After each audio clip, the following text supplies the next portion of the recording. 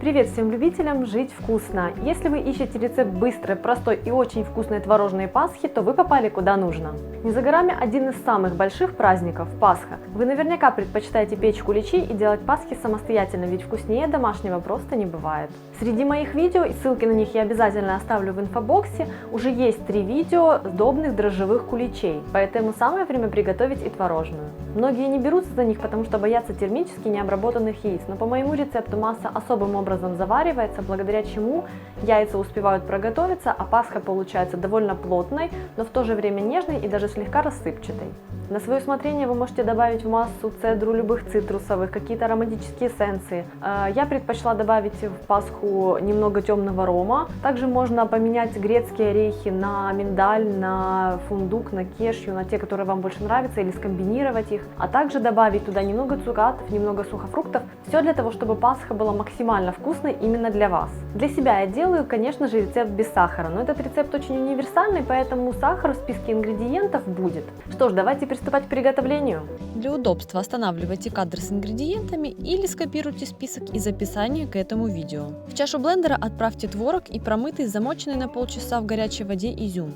Так он станет мягче и лучше измельчится. Измельчите массу до пастообразного состояния.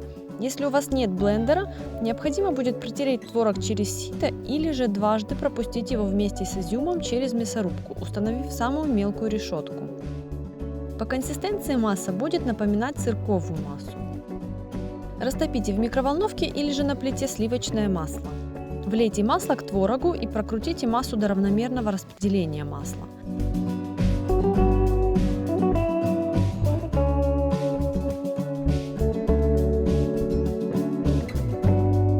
Добавьте к смеси яйцо и желток, йогурт, а также влейте ром. Если вы используете для ароматизации цедру, эссенции, то добавить эти составляющие следует сейчас.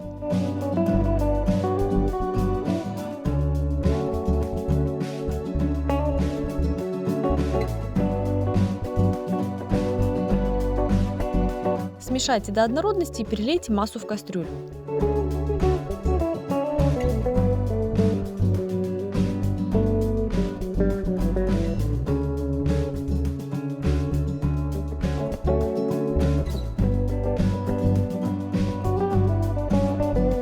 Крупно порубите орехи и отправляйте их в кастрюлю с творожной массой.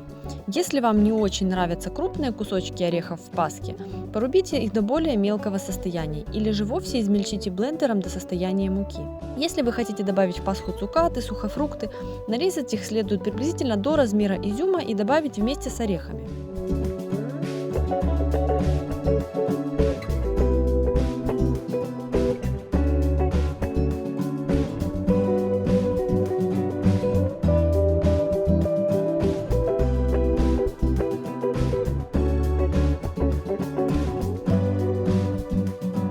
Отправляйте смесь на небольшой огонь. Помешивая, доведите массу до кипения, она начнет побулькивать. Проварите смесь в течение 2-3 минут.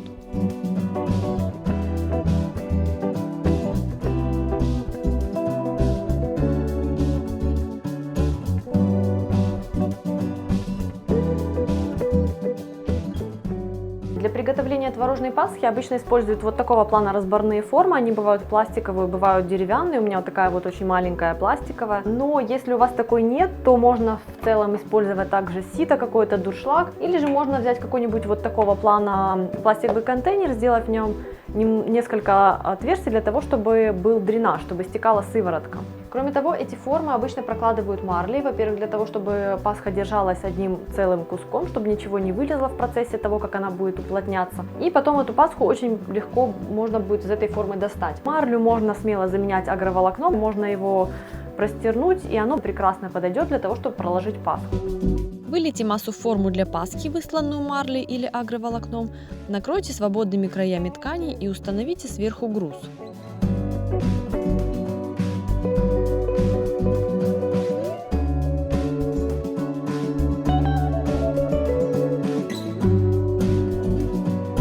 В качестве груза я использую небольшую банку с водой. Этого вполне достаточно для моей маленькой формы.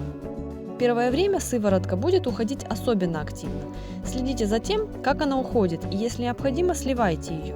Чем больше будет уплотняться пасха, тем меньше сыворотки будет уходить. Когда масса остынет, уберите ее в холодильник на ночь.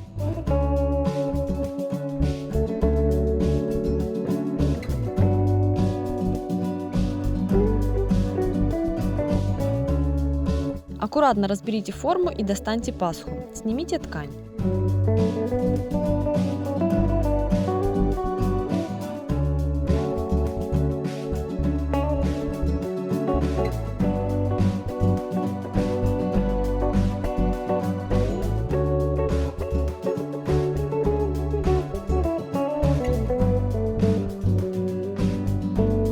Посмотрите, в какой цвет окрасилась масса благодаря темному изюму. Кажется, будто пасха шоколадная. Я благодарю вас за внимание, ставьте пальцы вверх, комментируйте видео и подписывайтесь на мой канал. Вкусного праздника!